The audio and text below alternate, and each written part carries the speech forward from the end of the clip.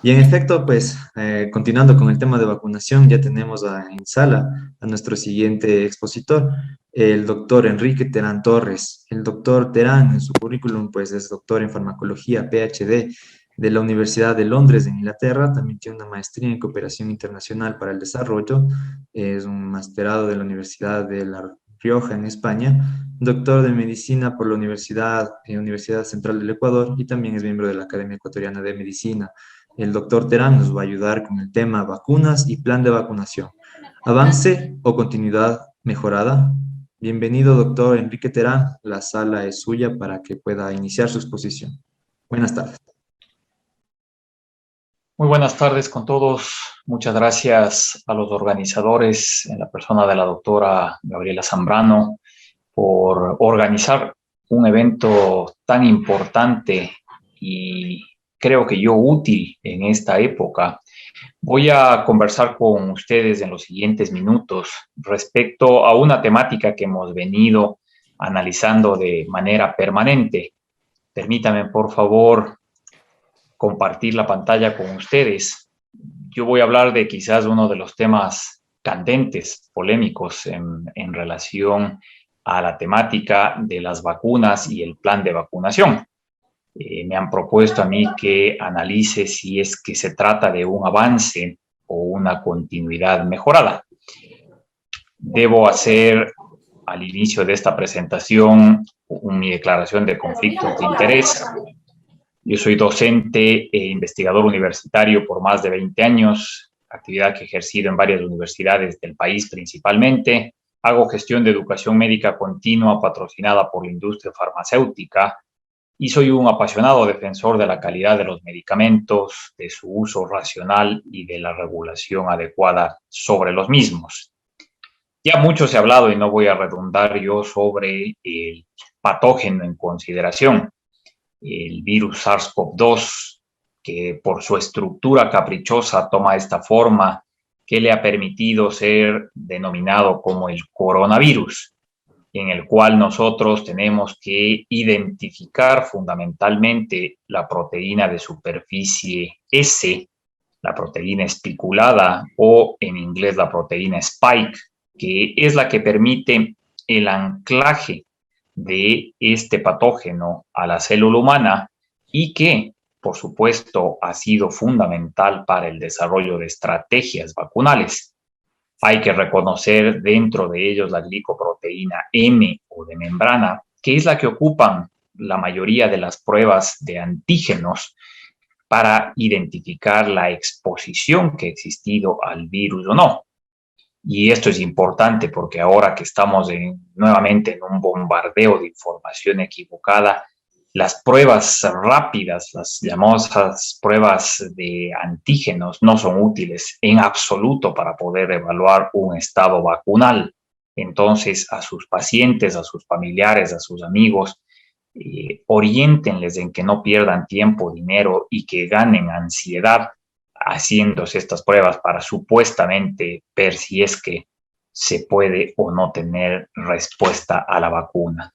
La tecnología nos ha aportado en esta época también cosas positivas. Esta es una imagen tridimensional del patógeno del coronavirus en el que podemos ver lo caprichoso de la fluctuación de estas proteínas S en busca de el anclaje. Tan rápido como salió el coronavirus, fuimos capaces de secuenciar al mismo. Y esto permitió identificar las posibles zonas de variación de mutación que puede tener el virus y, por supuesto, la caracterización del mismo.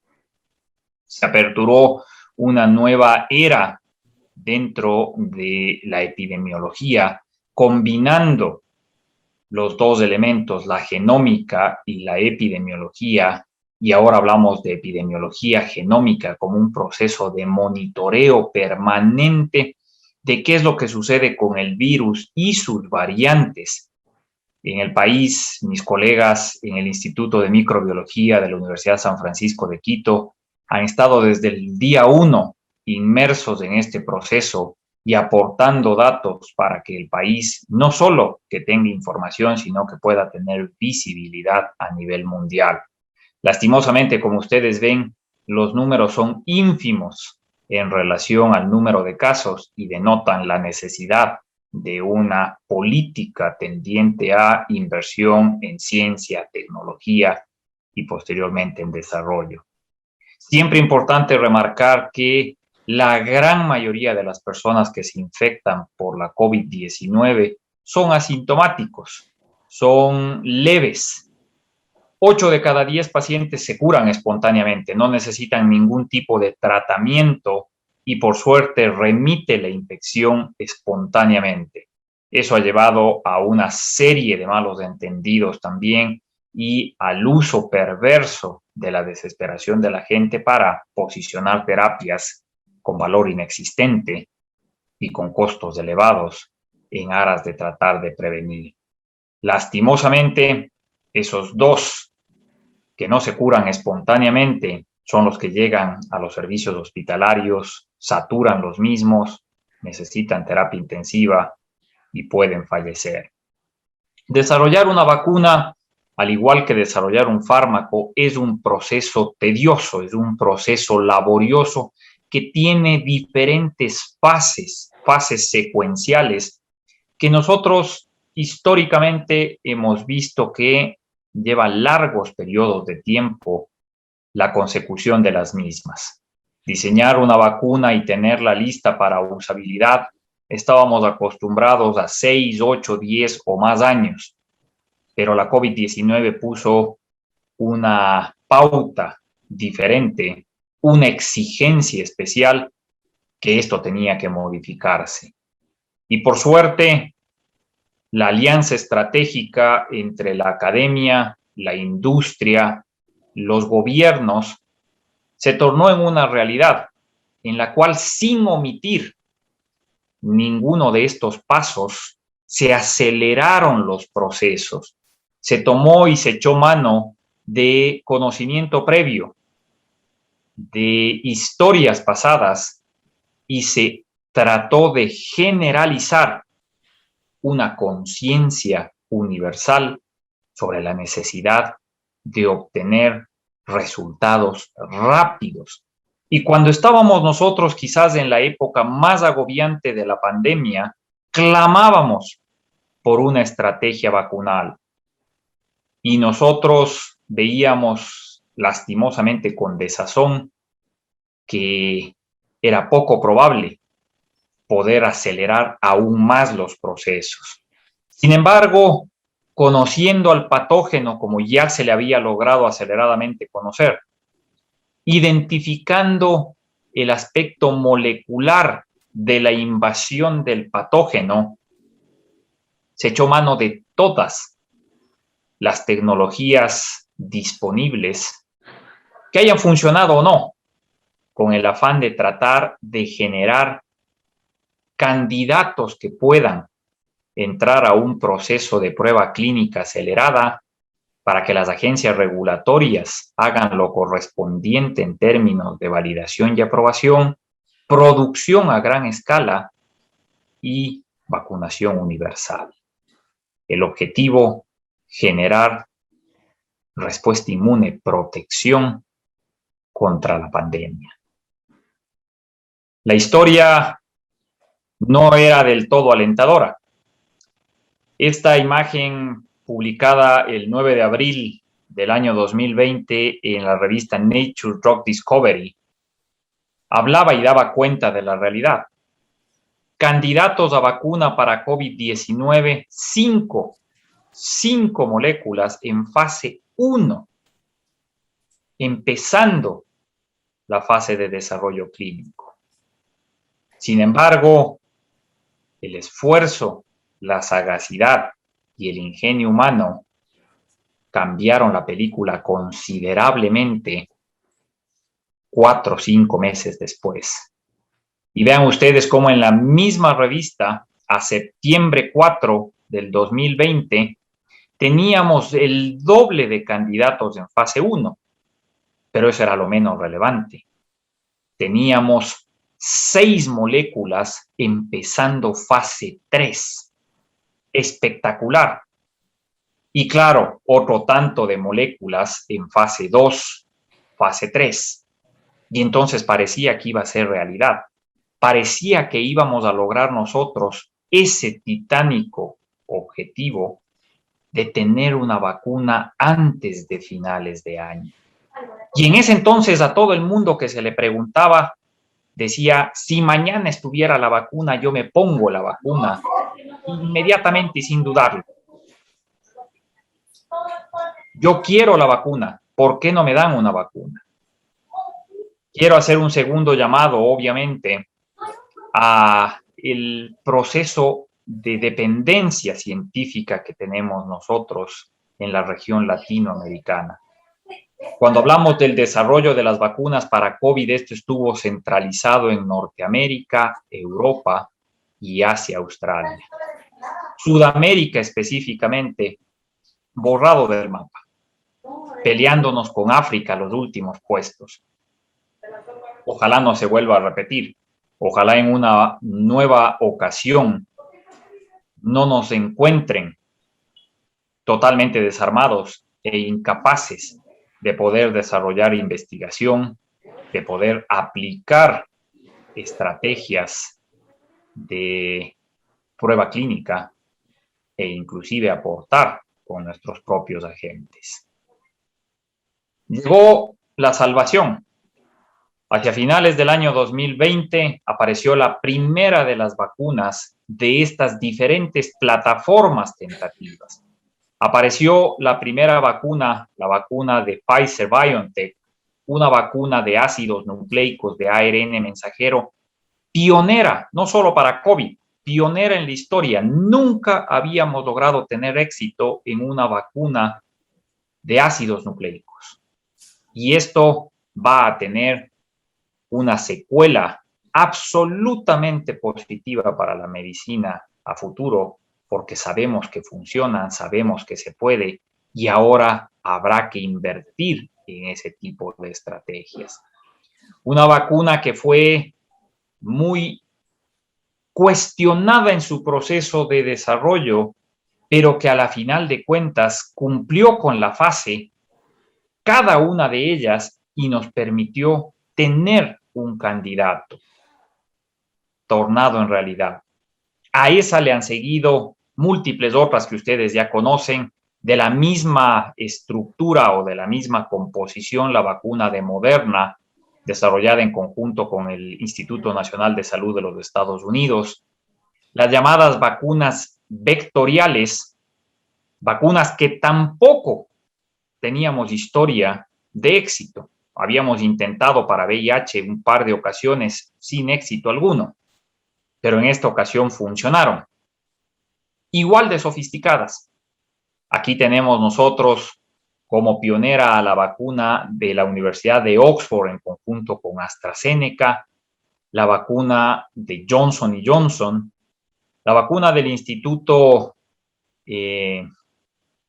Gamaleya en Rusia, la vacuna Sputnik B, y la vacuna china, la vacuna vectorial china, la vacuna de CanSino. 3 de ellas están aquí en el país: Pfizer-BioNTech, CanSino, Oxford AstraZeneca. Un tercer tipo de plataforma que está próximo, que está ya anunciado y casi en comercialización, las vacunas antigénicas. Estas son conocidas para nosotros: vacuna del papiloma humano, de la hepatitis, hemófilus, la vacuna de Novavax.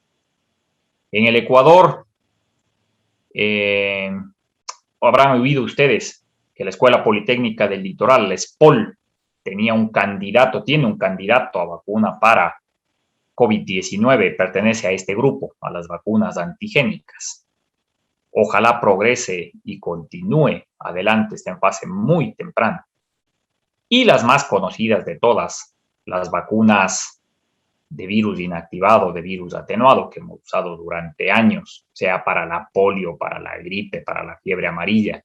Aquí está la vacuna del Instituto Wuhan, que se usa solo en China, y para nosotros la vacuna de Sinovac, más que conocida. Ya hay vacunas, ya hay vacunas. Las vacunas esperaban cambiar una hegemonía indispensable que llevó a tomar medidas emergentes. Tan rápidas como el desarrollo de las vacunas, las agencias regulatorias tuvieron que omitir los procesos clásicos de aprobación. La FDA partió dando el ejemplo, considerando que la vacuna de Pfizer tenía que ser aprobada para uso de emergencia. Ya en su momento tendrá que venir la aprobación por vía regular, dije. Ya en su momento tendrán que presentar toda la documentación y demás, pero ahora le vamos a autorizar que se use inmediatamente. Lo mismo hizo la Agencia Europea del Medicamento, la EMA. Luz verde para el uso de estas vacunas, porque la información que aparece todos los días es el sustento fundamental para la toma de decisiones. Y claro, los cuerpos colegiados hicieron lo correspondiente. Y soñábamos con algo irreal, pero sueño es sueño. Cuando salió la primera vacuna a principios de diciembre, finales de noviembre, así pensábamos que íbamos a evolucionar. Y decíamos nosotros, para marzo del año 2021, ya vamos a tener prácticamente vacunado a todo el planeta. Qué fantasiosos. Porque claro, el primer problema que surgió, capacidad de producción. Porque una sola vacuna que salió estaba prevendida en muchos casos. Estaba ya comprometida, algo que no habíamos visto jamás, que se venda anticipadamente un producto en desarrollo. Pero la desesperación era tal que la gente empezó a omitir lo que el sentido común dice y lo que la ética dicta. Y vino el acaparamiento. Venta al mejor postor. Y claro, los países de mayor capacidad adquisitiva se dispararon en la compra de cantidades innecesarias de vacuna. Se dice que países como Canadá tiene vacuna para 5 veces su población, que se perderá seguramente porque no van a utilizarla. Pero lastimosamente eso es lo que sucedió. Dificultad de acceso. Un proceso que jamás se transparentó, un proceso envuelto en una serie de acuerdos de confidencialidad, de secretos y de inequidades, que hacía lucir que ciertas vacunas tenían precios ridículamente altos en aras de tratar de sacar rentabilidad antes que brindar un servicio social en medio de una pandemia.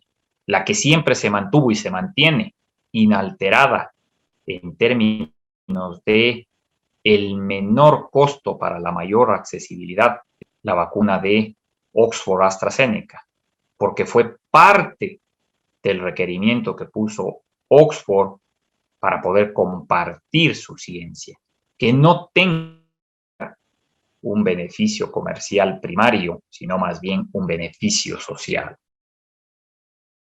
Y estos son los números que la Organización Mundial de la Salud nos dice. 81% de las vacunas de COVID administradas en el mundo son en los países de alto y medio ingreso. Por eso es tan difícil. En un mundo globalizado, querer vivir en una burbuja y pensar que si yo vacuno a toda mi población, nos libramos, nos salvamos. Cuando el virus no respeta barreras, fronteras, distancias, y basta que una persona viaje de un sitio a otro para que pueda representar un potencial problema, un nuevo foco de contagio, y se venga bajo el aparataje aparentemente perfecto. Esta es una imagen hecha por la Unidad de Inteligencia Económica de la BBC a marzo primero. Es el último quizás que hicieron disponible, en el que se ve cómo la película ajustada ya a la realidad no luce tan agradable. Para finales del 2021 estaba pronosticado que muy pocos países en el mundo, los europeos primariamente y Estados Unidos, tengan una cobertura vacunal adecuada. Para mediados del 2022 estaba varios de los países de Latinoamérica, Asia en alguna medida, y claro, ustedes ven que los países más pobres para principios del 2023. En marzo nosotros estábamos proyectados para finales del 2022, por datos que voy a refrescarles, pero que ustedes conocen perfectamente. ¿Cuáles son las vacunas que más han acaparado a la población? La primera, la de Pfizer, por múltiples condiciones, y la de Oxford AstraZeneca. Sin con ello querer decir de ninguna manera, y que no se malentienda, que son mejores, que son más apetecibles. Por demás, es por una cuestión de capacidad de producción y de volumen de distribución. Tan temprano como estábamos en la pandemia, nosotros comenzamos a hacer modelajes, nos metimos en el campo de la proyección y nosotros decíamos a principios de la pandemia que en el caso de Ecuador iba a ser necesario para lograr el equilibrio, para lograr esa famosa inmunidad de rebaño, vacunar al 55% de la población. Esto lo publicamos hacia el mes de noviembre, finales de noviembre del 2020, pero lo habíamos compartido con las autoridades mucho más temprano para que quede claro la necesidad de tomar medidas estratégicas. Pero Ecuador se retrasó. Ecuador se retrasó en múltiples sentidos. Ecuador tuvo una respuesta frente a la pandemia incomprensible en muchos sentidos. Una dependencia absoluta del criterio de los organismos multilaterales que tampoco daban certeza sobre el manejo de la pandemia. Todos hemos escuchado más de una vez a la Organización Mundial de la Salud discernir conceptos que la ciencia avala, pero que no estuvieron de acuerdo, que se demoraron, que polemizaron y que finalmente han terminado aceptándolos. Bueno, uno de ellos tenía que ver con las pruebas diagnósticas, con los confinamientos, y no fue la excepción con el proceso de la vacunación. Se comenzó la vacunación con el pie izquierdo, lastimosamente, con un secretismo y una oferta incumplida. Todos recordamos los anuncios de que ya llegaban las vacunas y no llegaban las vacunas y se posponían. Ausencia total de información.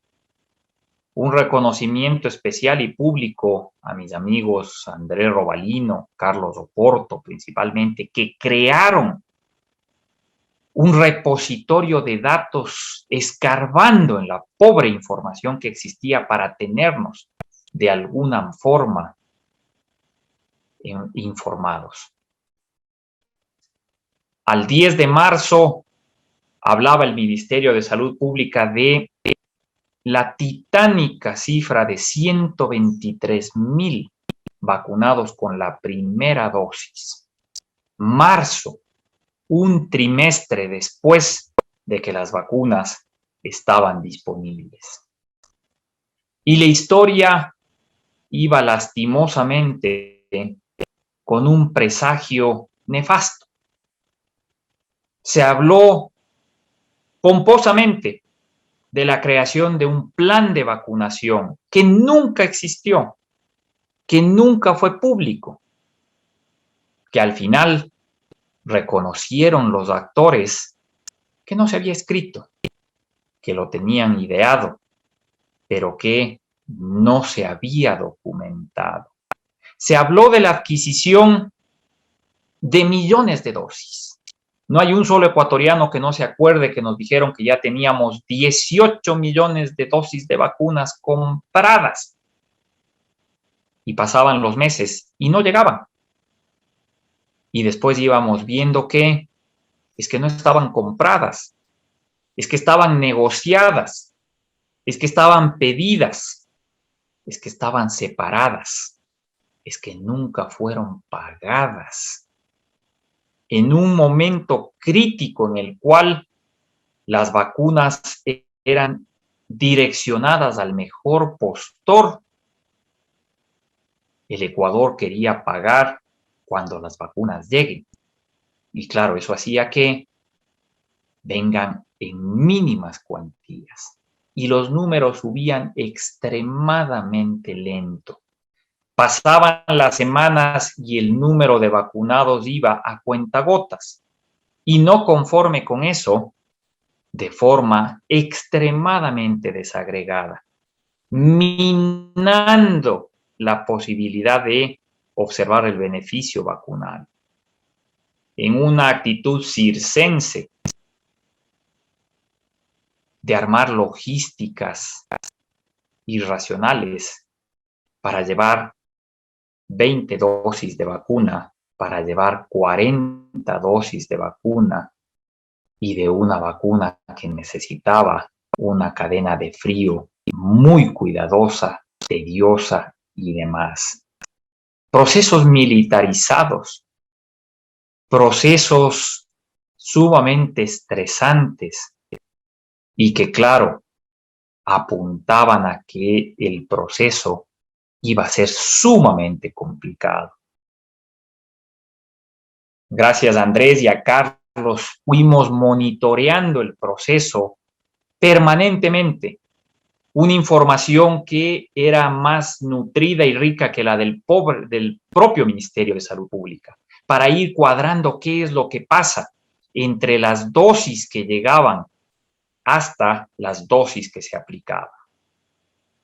Un proceso que nunca se entendió ni se transparentó de qué mismo era lo que compraba el Ecuador. Si compraba viales, compraba dosis, ¿qué?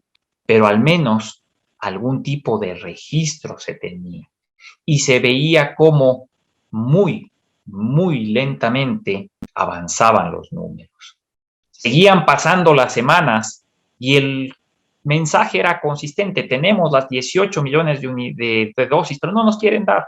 Al Ecuador no le asignan, le toca paciencia, le toca esperar. Y el número de vacunados subía en ínfimas cuantías. Desafortunadamente, no había posibilidades de que esto cambiara hasta que hubo por fin un abastecimiento masivo de vacuna. Hubo una decisión que fue clave, una decisión que se había empujado desde meses atrás. El Ecuador no podía estar a la dependencia de qué es lo que dicen otras agencias regulatorias como la FDA, como la EMA. Y tomó, después de múltiples presiones, la agencia regulatoria ecuatoriana la decisión de dar luz verde para la vacuna de Sinovac. Y se pudo conseguir un abastecimiento, el más grande, en un solo embarque, de todos los que se había recibido. Y pensábamos, quizás esto puede generar un cambio. Los números de vacunación, sin embargo, avanzaban lentamente. Los números de vacunación crecían a una velocidad muy baja, porque seguían en ese proceso de primar la foto, de primar el protagonismo, el agradecimiento y el aplauso para algo que es una obligación del servidor público. Y este número era catastrófico. Para los que saben y están familiarizados con el proyectador de vacunación, esto es lo que decía. A la velocidad que iba vacunando el Ecuador finales del mes de abril, 5.000 días, 5.000 días iba a necesitar para llegar a vacunarse el 70% de la población. 5.000 días. Si transferimos a años, iba a ser una cuestión catastrófica para el país. Y en un afán, luego de cambios de autoridades recurrentes, luego de una serie de denuncias y demás, entró el Ministerio de Salud Pública en una fase de desesperación y de angustia, porque el presidente tenía que entregar su mandato y había dicho que se iba a vacunar a 2 millones de personas. Una vez más, lanzar un número al aire, cualquiera, y se empezó a cambiar la hegemonía de vacunación. Se mantenía el mensaje, tenemos 18 millones de dosis compradas, no llegaban los millones de dosis, pero con la cantidad disponible se empezó a vacunar mucho más rápido, a hacer procesos de vacunación que eran un poco más efectivos y que trataban de generar impacto, pero con una desagregación de nuevo tan amplia en un concepto carente de visión epidemiológica. No se trataba de equidad, se trataba de sentido común. Había que vacunar en los sitios en los que había la mayor casuística, en donde estaban los casos, donde los contagios eran más altos. Y luego, por supuesto, pensar en ir a las zonas de mayor concentración. El número de vacunados crecía importantemente, pero de una manera lenta, de todas maneras. El aprovisionamiento de vacunas se vio fortalecido por un segundo embarque de la vacuna Sinovac para completar un primer millón, la única compra concreta que al parecer había existido. Y luego, claro, se recibieron algunos otros embarques, entre ellos el embarque de la vacuna de Oxford AstraZeneca, que venía a través de la estrategia COVAX. Otro de los hoyos negros de la Organización Mundial de la Salud. Una estrategia que prometía romper las inequidades y que terminó ahogándose en la incapacidad de negociación y que hasta ahora, lastimosamente, no logra dar resultados en los países más afectados y menos abastecidos. Y entonces los números empezaron a crecer de una forma acelerada y saltamos de 200.000 a 500, 600.000 vacunados. Y se aproximaba la entrega del gobierno. Al 6 de mayo, el gobierno hablaba de 1.215.000 personas vacunadas. Y claro, ese era el número de dosis aplicadas, pero no significaba bajo ningún concepto que eran personas inmunizadas completamente. Era una suma de primeras y segundas dosis. Información engañosa, que fue la característica de la confusión que se generaba. Cuando se hacía la desagregación, eran 1 millón de dosis primeras y 272.000 vacunados por completo con las 2 dosis. 272.000 de 17 millones de personas al 11 de mayo. Habiendo comenzado a vacunar en marzo, abril y mayo, en 3 meses, 270.000. ¿Cuánto era 272.000? Un número ínfimo. El abastecimiento de vacunas seguía siendo irregular, seguía lastimosamente siendo por gotas. Y cerró el gobierno su gestión con el mensaje increíblemente consistente. Tenemos 18 millones y le dejamos al gobierno que sigue 18 millones de vacunas negociadas. No hubo tal negociación, no hubo tales compras, fue simplemente numerología. Y a pesar de ello tampoco llegaron a las 2 millones de dosis, porque después ya no eran 2 millones de vacunados, 2 millones de dosis. Se quedaron por un poquito. Y claro, lo lograron vacunando de forma indiscriminada. Ya rompieron con su propio esquema que supuestamente era el plan y la ponderación, y en la necesidad de crecer número empezaron a vacunar a todo el que podía, desagregadamente, sin ningún contexto. Y nos entregaron su gestión con cerca de casi 1,5 millones de primeras dosis y un poco más de 470,000 segundas dosis. 470,000 ecuatorianos vacunados, con todo lo que había llegado de diferentes gestiones de microdosis de abastecimiento. Y ahí empezó la gestión del nuevo Ministerio de Salud, con algo interesante que fue desde el día de la posesión. El presidente Lasso dijo que él había hecho un compromiso de vacunar a 9 millones de ecuatorianos en 100 días. 9 millones de ecuatorianos en 100 días.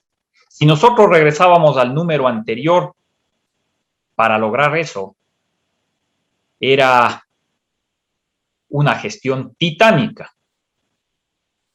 Nosotros cuando escuchamos el plan 900, automáticamente hicimos los análisis correspondientes y decíamos, el Ecuador para lograr eso tiene que vacunar al día cerca de 200,000 personas.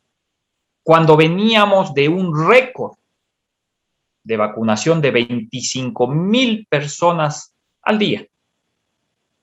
Era casi 8 veces más. Y aun cuando se pensara que eso iba a ser posible, ¿de dónde se sacan las vacunas? ¿De dónde se obtienen las vacunas? Porque el cuello de botella era tener vacunas disponibles. Y comenzaron una serie de gestiones orientadas a lo que el país, pienso yo, que necesitaba. Obtener vacunas de cualquier origen. Desmitificar el proceso de que hay vacunas buenas, hay vacunas menos buenas, hay vacunas peligrosas, hay vacunas occidentales, hay vacunas centrales, hay vacunas orientales. No. Hay que conseguir vacuna para empezar a vacunar. Y el proceso de adquisición de las vacunas al principio fue tortuoso, al principio fue desalentador y los números no crecían. Y conforme transcurrían las semanas, se empezó a cuestionar que ese número, el 900, no iba a ser alcanzable. Cada semana que se seguían vacunando los 20,000 ecuatorianos, sumaba que en las siguientes semanas ya no eran 200,000, tenían que ser 202, 205,000 vacunas, y por lo tanto el número parecía que se diluía, que se iba de las manos. Pero afortunadamente empezaron a haber cambios dramáticos. Tan pronto como el nuevo gobierno se posesionó, tuvimos la sorpresa de donaciones de vacunas en cuantías grandes. Al Ecuador, la única donación que le había hecho era el gobierno de Chile, 20,000 dosis de Sinovac. El gobierno chino donó 200,000. y dio luz verde para la adquisición de grandes volúmenes. Y los números comenzaron a subir en adquisición. Empezaron a subir los números en adquisición. Y claro, uno puede decir, pero eran los mismos proveedores. ¿Qué fue lo que pasó? ¿Qué fue lo que sucedió? ¿Será quizás que la estrategia de negociación, las condiciones, el pago fue diferente, pero los resultados empezaban a evidenciarse? Llegaba más cantidad de biológico, inclusive donaciones inesperadas.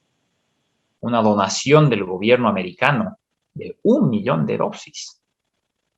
Compra a Sinovac de 2, de 1,5 millones. Parecía entonces que el cuello de botella se iba a solucionar. Iba a haber el biológico. Pero los números estaban en rojo. Había que cambiar. Y con esa disponibilidad de vacunas, el número cayó dramáticamente. Cayó dramáticamente. Y el Ecuador ya no necesitaba 5,000 días para alcanzar el 70%. Ya necesitaba solo 555. Un par de años. Qué triste. Pero apareció la oportunidad de hacer país, la oportunidad de apoyar el proceso y de ser solidarios. Y el Ministerio de Salud Pública, en un giro completo de su hegemonía, abrió la colaboración a la industria privada, a otros actores, a las universidades, a las Fuerzas Armadas, a todo el que podía apoyar. Y empezó a virar los números de una manera espectacular. Y empezamos a ver nosotros cosas que parecían fantasiosas. 338,937 dosis aplicadas en un día. El Ecuador hizo historia, porque fue en varias semanas el país que más dosis aplicó por día. En el mundo era factible. Si había el producto y si había voluntad, la colaboración funcionaba. Lo que empezó a traicionarnos fue la desinformación. Yo ni siquiera hablaría de los antivacunas. Yo hablaría de la desinformación. Miedos,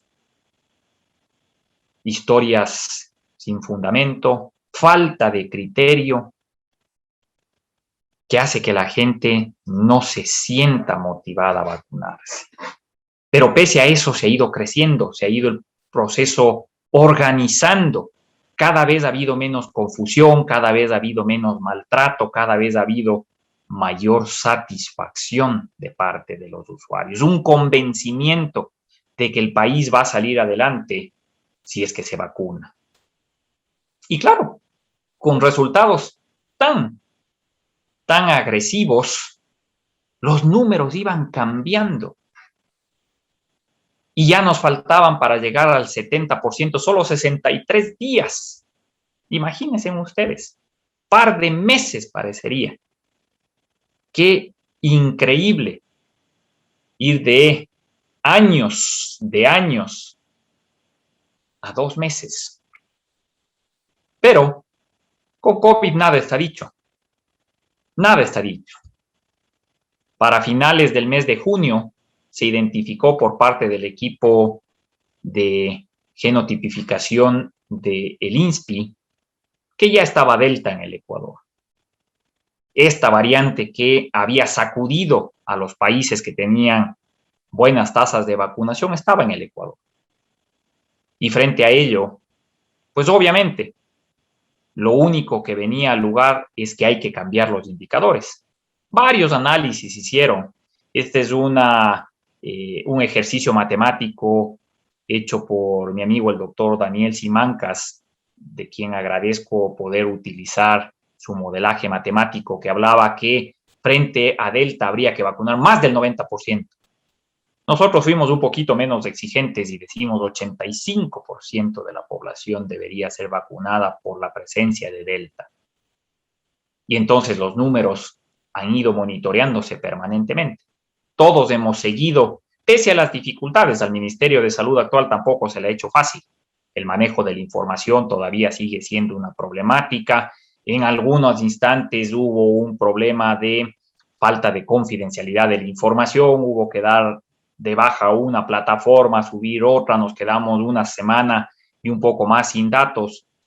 Parte del proceso, pero al final se va logrando la consecución y los números van mejorando aparentemente, porque primeras dosis no es el objetivo fundamental.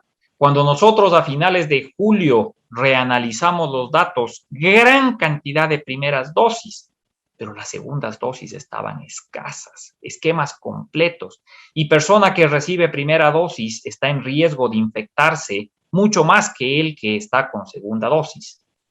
Y por eso no se debía perder de vista esa perspectiva.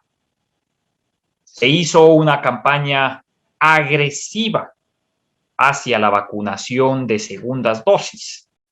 Recordarán ustedes que mes de agosto se primó prácticamente solo completar esquemas con segundas dosis para lograr mejores resultados. Se hizo la negociación con la monodosis de CanSino para tener una posibilidad de cubrir más fácilmente a las personas que no tienen quizás facilidad de acceso, aun cuando ya se terminó utilizando en cualquier persona que guste utilizar la vacuna.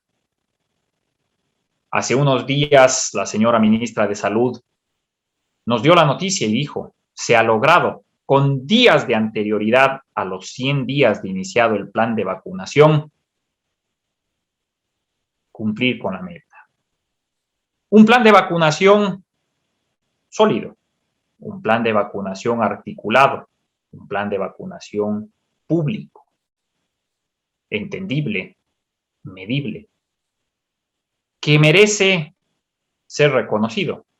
Hay que darle al Ministerio de Salud Pública, hay que darle al gobierno un aplauso por la consecución de una meta que está lejos, por supuesto, de ser la solución, que está lejos de ser todo lo que necesitamos. Es el primer paso.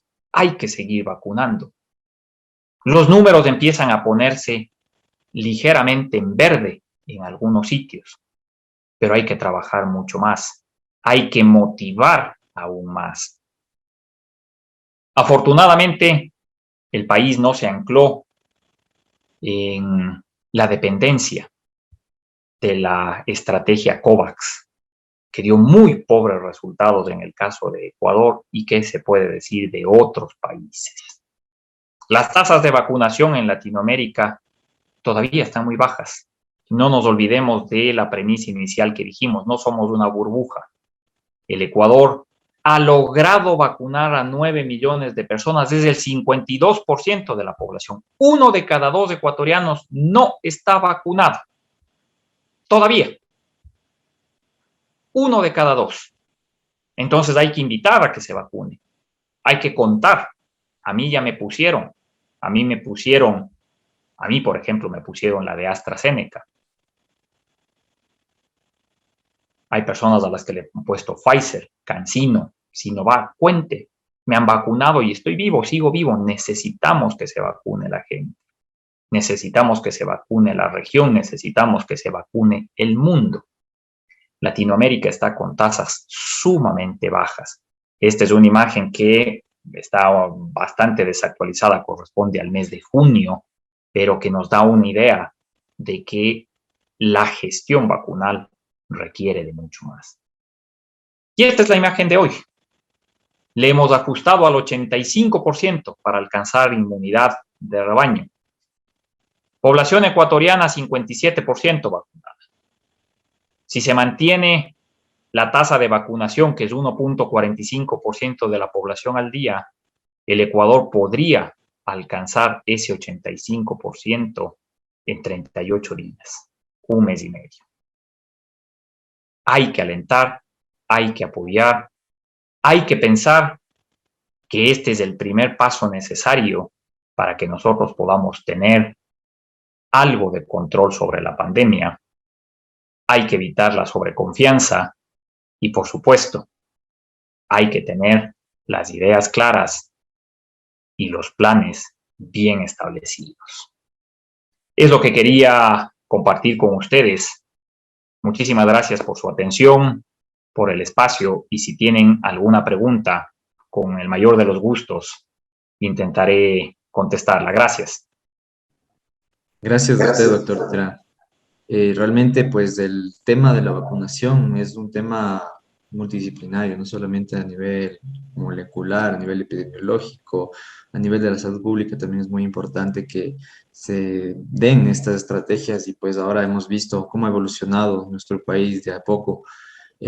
Algo que está muy claro y yo creo que todos los ecuatorianos y nosotros como comunidad médica tenemos en cuenta es que la estrategia nos ha ayudado a cumplir números, nos ha ayudado también de cierta manera a mitigar ciertos aspectos de la pandemia y a manejar en algunos otros esta enfermedad.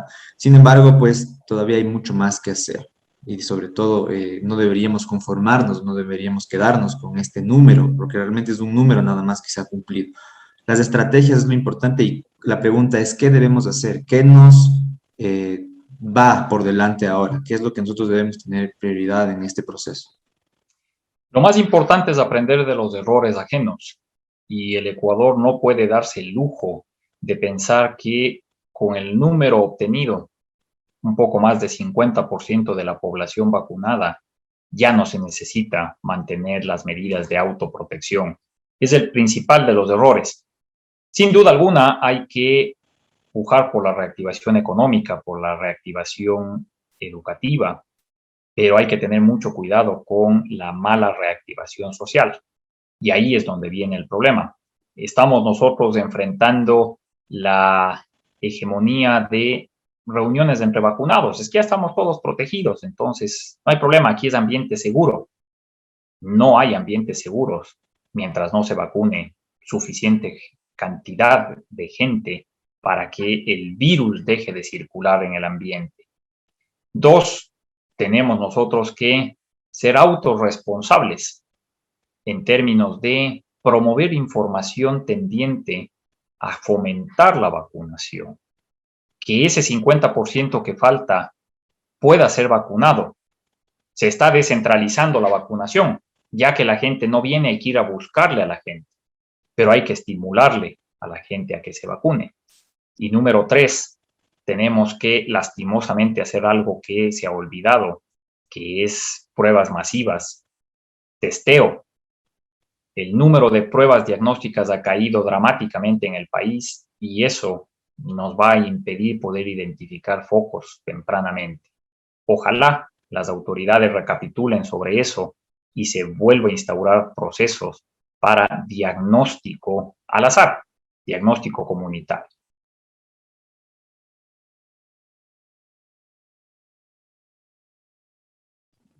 Así es, y pues bueno, es una cosa que tenemos que tener en cuenta nosotros que somos los actores de esta, también actores en la primera línea de esta pandemia. Muy importante lo que acaba de mencionar, doctor. Hay una pregunta respecto a los niños. ¿Cómo se ha manejado esta política de regreso a clases? ¿Qué opiniones tenemos que vertir respecto a esto? ¿Qué recomendaciones nosotros como médicos debemos dar a nuestros pacientes, a nuestras mismas familias?